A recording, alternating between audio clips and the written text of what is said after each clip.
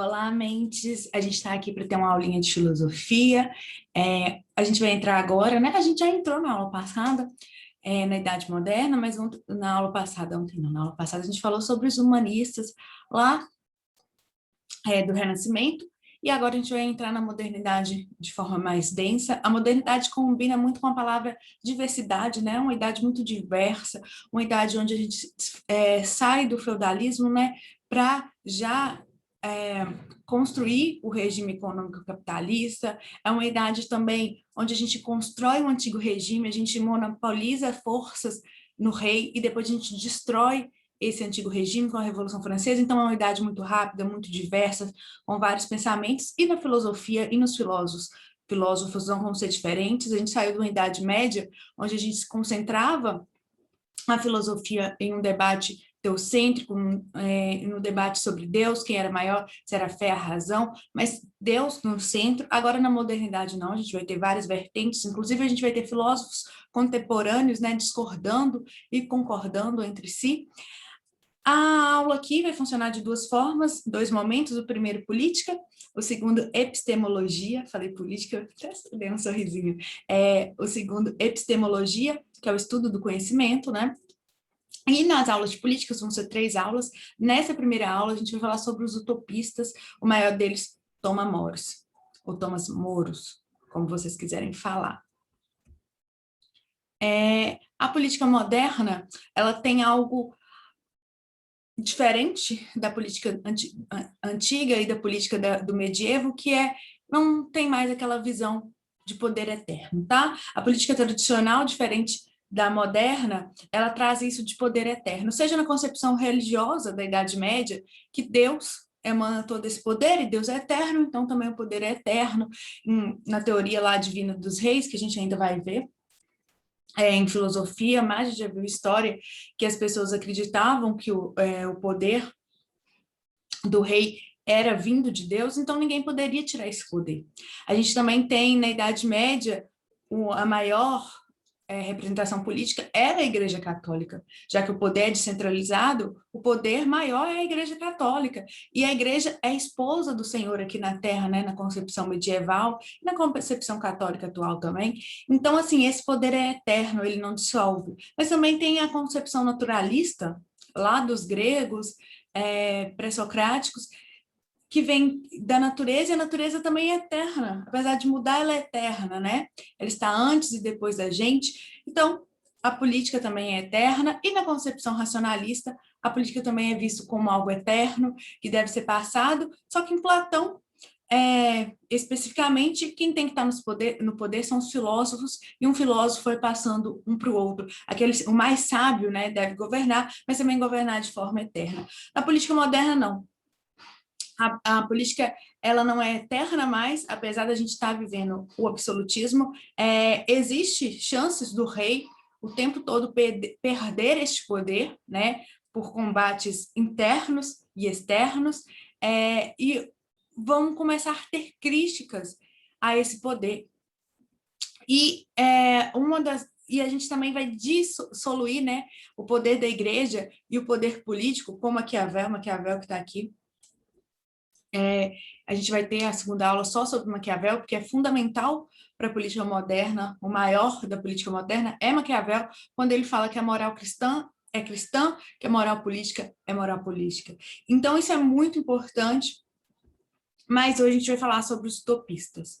O que é a primeira corrente, ou essa primeira aula? Quem são os utopistas? A utopia, no senso comum, é um ideal que nunca vai ocorrer. Mas a filosofia é um lugar idealizado, onde você vai denunciar críticas sociais, tá? O primeiro utópico, e que dá nome a essa corrente, dá nome a tudo isso, é o Thomas More. O Thomas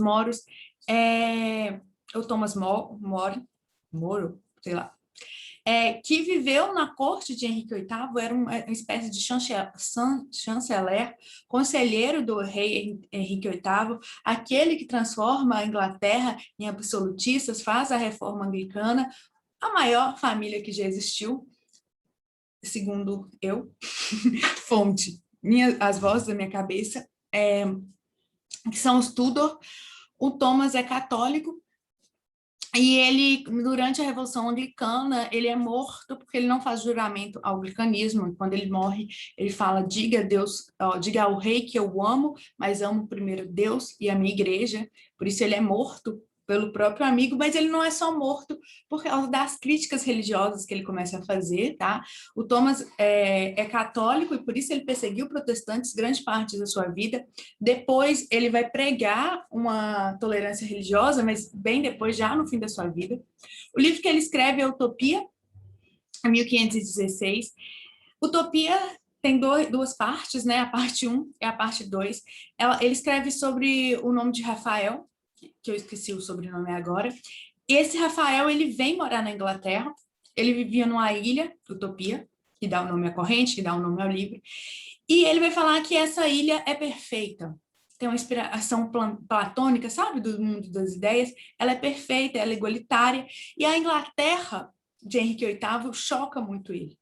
Por isso que o rei também fica um pouco chateado com aquele grande amigo que ele tinha, porque, querendo ou não, um livro é uma crítica, né? E nessa sociedade perfeita, igualitária, não tem propriedade privada como meio de produção, todas as pessoas produzem em terras comuns, não há status social, todos vão realizar trabalho manual, o dinheiro não vai servir para nada, porque todo mundo tem acesso à educação, saúde, lazer, as pessoas vivem juntas, trabalham juntas, convivem. Então, um dos maiores prazeres dessa sociedade é a leitura.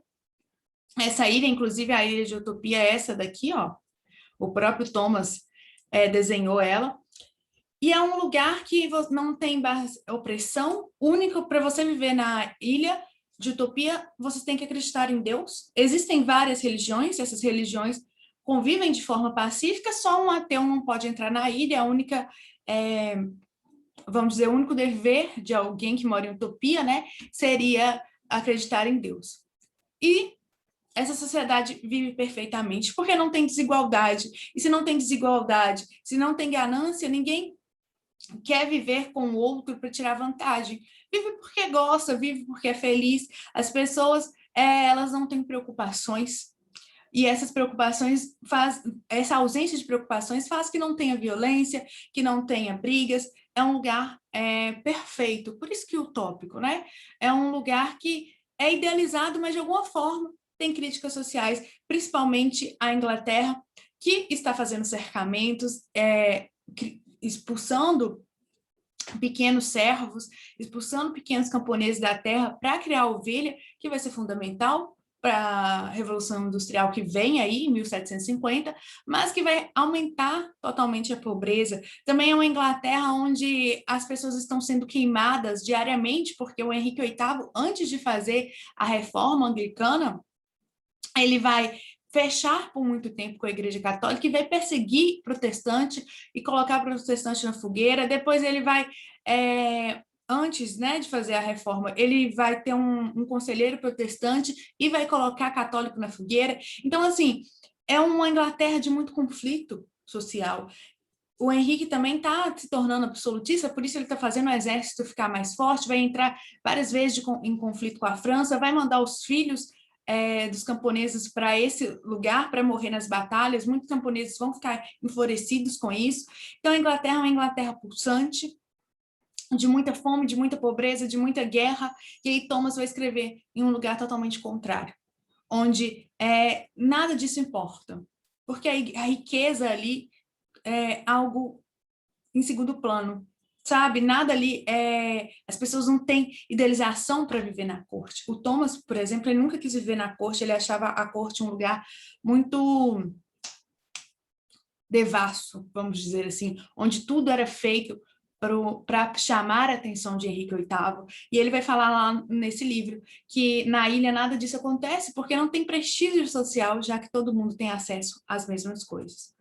O nosso outro tópico, que também a gente estuda em epistemologia, é o Francis Bacon. A obra dele, O Lugar, né, a cidade utópica, é Nova Atlântida, e essa cidade não tem políticos, tá? Ele já está no século XVII, já não mais no século XVI, mas ele vai falar que não tem políticos, nem políticos conselheiros de reis, não existe isso. Ela é governada por cientistas. Francis Bacon é um cientista, ele vai criar método científico. Nesse lugar que é chamado de Casa de Salomão. O Salomão na Bíblia, né, é um rei muito sábio, é um rei que inclusive faz várias pesquisas, então vai ter essa Casa de Salomão, onde vários cientistas se reúnem para tomar as decisões. Tem estruturas sociais, agora não é diferente, é diferente, né, da utopia, né, da ilha do Thomas Moros, que não tem divisão social. Aqui tem divisão social, mas é justa. Ninguém, por exemplo, morre de fome, ninguém explora o outro, ninguém toma terra do outro, é justo. E as pessoas de Nova Atlântida têm um prazer que é valorizar a ciência, é buscar a ciência como a sua principal ferramenta. E, por último, o Tommaso Campanella, que é muito valorizado nas escolas de origem de língua espanhola, né? A maioria dos textos do Tommaso, para você ler, Tommaso tem 2 S's, tá, gente? Eu errei aí no português o nome dele. Perdão, 2 S's e 2 M's. Estão em espanhol, mas a cidade utópica dele é a Cidade do Sol, tá? Bem no heliocêntrico, tá? Também no século XVII, vocês verem que o Renascimento aqui, o Renascimento científico fez grandes frutos. Já temos um filósofo político escrevendo, baseado num sistema heliocêntrico, com 7 estradas que vão levar a um lugar que é o Sol, onde o Sol é o governador, sabe? O grande governador, é uma monarquia, mas quem governa o Sol é um astrólogo, um mago espiritualista. É uma cidade também sem materialismo, sem propriedade privada, sem tendências a acumular material. A vida é coletiva e uma vida coletiva em virtude.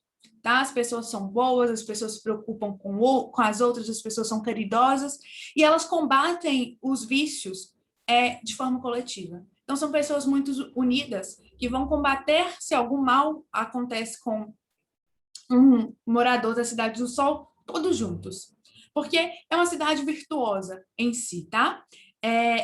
Vocês conseguem ver aqui, ó, que cada estrada vai sempre levar ao palácio principal, onde o Sol vai estar governando esse líder espiritual, mas que é astrólogo, que observa o céu, que observa o movimento e que de alguma forma também valoriza a ciência, assim como Nova Atlântida, do Francis Bacon.